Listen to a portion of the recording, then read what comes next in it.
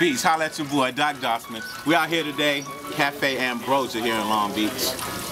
My girl, Eliana Sosco. Not Sosco, it's Sosco. Respect the name. It's a pro skateboarder from Brazil. She's in town competing. So, you know, she just wanted me to show her what the LBC has as far as skate parks. So we're gonna take her to Houghton, maybe shoot her over to El Dorado. Just show her what we got here in the LB. We're gonna talk some nutrition. Why not discuss it over a meal? Let's just have some fun today. Eliana, she doesn't speak English very well, but she lets her board do the talking when she travels the world showcasing her skills.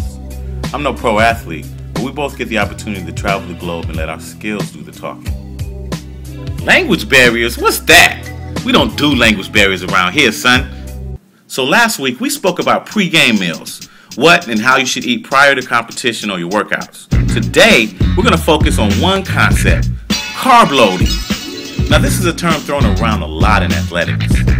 Carb loading is a nutritional approach developed for the endurance athlete. Now I'm talking marathoners, triathletes, cross-country skiers, those guys. This is not for everyone. Endurance sports don't get all the spectator attention. They don't get a lot of TV action. They're not usually team sports. They aren't usually fast-paced. They're typically based on distance and time consumed. Carb loading is one of the more popular methods of nutritional modification used by endurance athletes to improve performance.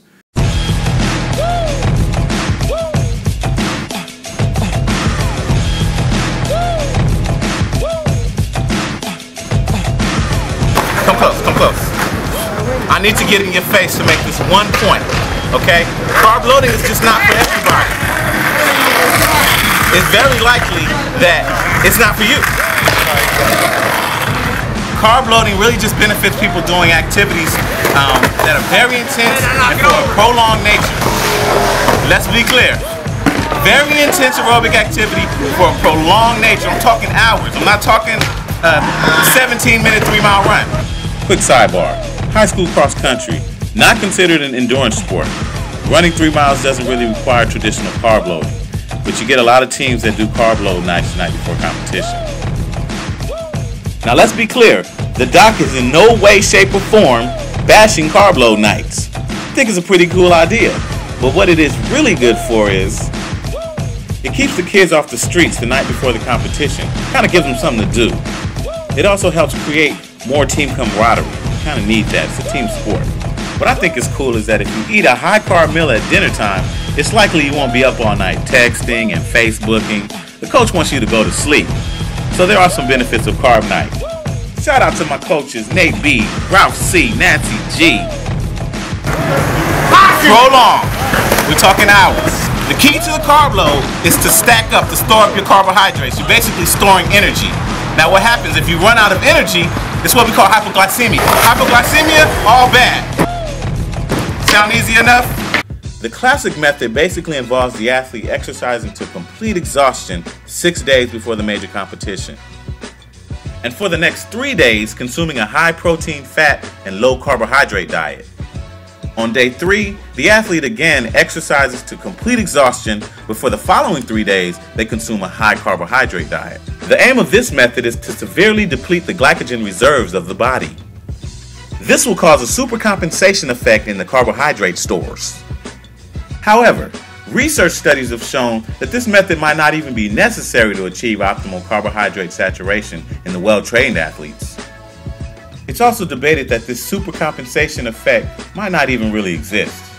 Maybe we're doing too much.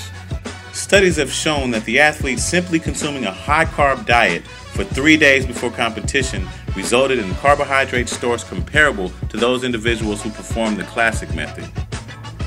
So basically, the classic method of training to exhaustion 6 days early has very little effect on carb stores on game day. Therefore, a well-conditioned athlete may need to do little more than just consume a higher quantity of carbohydrates in the 3 days before competition to receive a full benefit.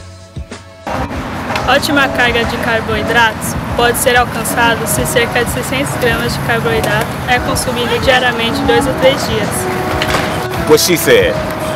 É provavelmente de pouca importância o carboidrato é consumido como extra ou simples em carboidratos complexos. What she said. A maioria dos carboidratos são digeridos rapidamente e entram na corrente sanguínea através do intestino, da mesma forma como se tivesse sido glicose ingerida. What she said. All right, thanks, Sosco. No language barriers there, buddy. So, rule of thumb.